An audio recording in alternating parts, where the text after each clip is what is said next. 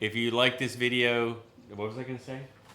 Hey guys, welcome back to RMA Garage, and today we are going to be talking about my son's mini bike. We bought this off of Craigslist months ago, and we've done some modifications to it. Actually, Andrew has done some modifications to it, and he's going to be showing you everything that he's done. This is the original engine that came with the mini bike. It is a 2 horsepower Briggs & Stratton 4-cycle engine. The guy did a great job refurbishing it, painted it, bought a whole new sticker kit for it. When we first got it, it was running great, but then as it kept on going, noticed a couple issues with it.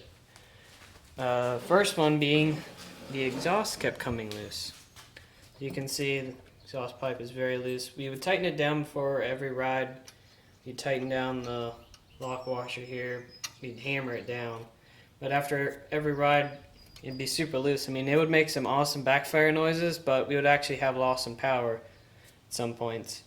And then the carburetor, there are actually 2 screws. You can see one right here. Those actually were backing out, and this whole assembly was backing off. And we put some Loctite on it, but they still kept coming off. So we decided to go with the 3 horsepower Predator engine from Harbor Freight. Runs great, starts on the first pull every time. But to make it even more exciting, made quite a few modifications to it. Not stock. So before we get to any of the modifications, first we got to talk about the throttle linkage. So when you first buy this thing, you just have this lever here that will stay in place. But in order to make it a mini bike engine, you need to add a throttle linkage to it. So what we did, we took a little L bracket there. Yeah, right there. And that holds the tube that runs up to the throttle, and the cable runs through that. And then on some engines, there will be a hole in this tab right here. Ours did. If it doesn't, you'll have to drill it out. So then the cable runs through there, and then you put a little stop so that the cable can pull it. Now we did leave the governor in this engine. Some people take it out, but we didn't want to risk blowing up the engine. So you do have to add a spring to the other side. Over here, we added an L bracket here, and then a spring to pull down on this arm. So when you pull the throttle, still activates the governor, but now we have a throttle control. Now the modifications, the first one I wanted to make was the air filter. The stock air filter is very restrictive, it only has this small intake for it. So we decided to go with this Moxie air filter here. We got this from affordablegokarts.com. To mount it, you have this aluminum plate here. You take these 2 nuts off that would normally go onto here. Take these 2 off, put the plate on, put them back on, and the air filter slides right onto it. And then you just tighten the clamp down, like so. Since we used this cone air filter, we needed to get a filter for where the valves are, because they mount, the hose goes right into here. So for that, also got this air filter here from Affordable Go-Karts. You just slip it right into the stock tube, zip tie it on. Now we mounted it onto the throttle cable here. We found that works best. You can do whatever you want, but we like that. So for the increased airflow that this air filter provides, you need more fuel. So we needed to change out the main jet. This is what the jet looks like. This is actually a bigger size jet, but this is what it looks like. It increases the fuel to air ratio. Affordable Go-Karts, they actually did their own testing. They recommend that you choose an 80 sized jet to go with this air filter, and it's a good combination. You get better results from it. So since we increased the air intake, we also needed to increase the exhaust flow. So to do that, we got rid of the stock exhaust. As you can see, it's extremely restrictive. They put a very bad kink in it. It's also very heavy as well. So to increase the exhaust flow, bought a Robinson torque exhaust. This is the HCM IB exhaust. It does come with a flange and a adapter here to mount the muffler. Right. When I ordered the pipe, I asked the guy to not weld on the adapter and the flange because this flange is for a Predator 212. We have a Predator 79. So to get the correct flange, I ordered this one off of Affordable Go-Karts. It's a 1 inch in diameter flange. It'll fit the pipe. So I had a buddy of mine, he has a welder. So we welded up this flange to the pipe. Then we also cut the pipe to the length this way. Welded that on.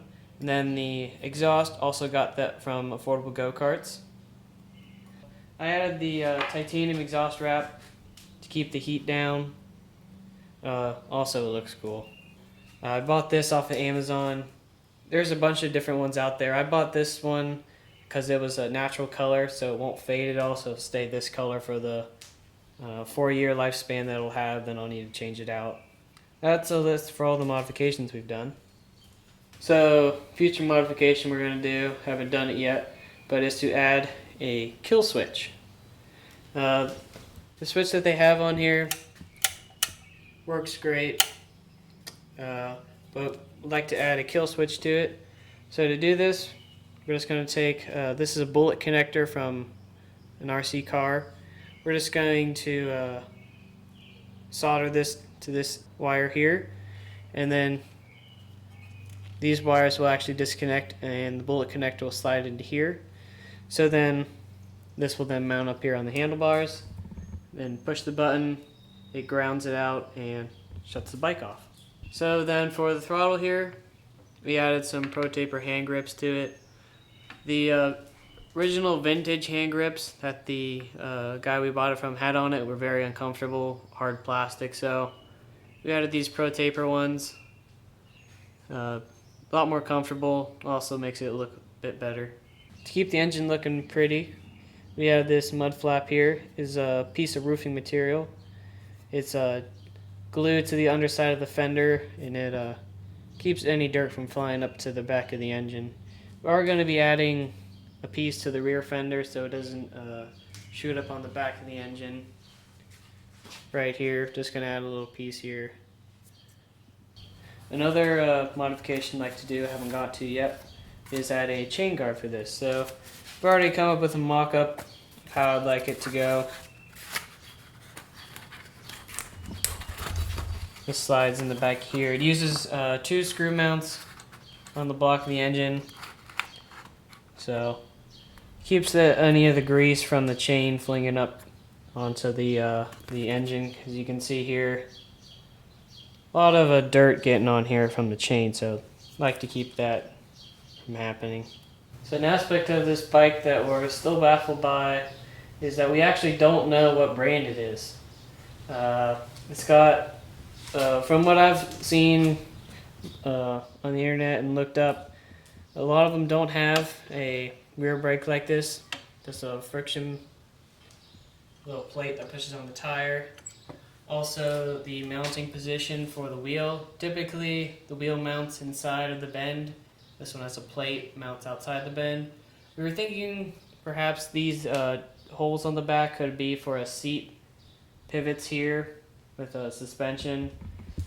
Not sure, but if any of you guys know what it is, leave it in the comments, because I'm very interested to find out what it is. Alright, this is the first time running this without the muffler on. We're going to see how loud it is. So, should be fun.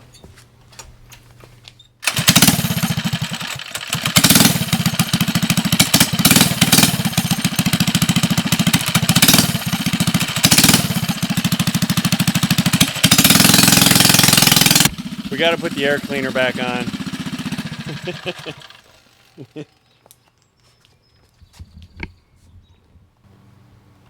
Did we lose anything? No. Just the air cleaner?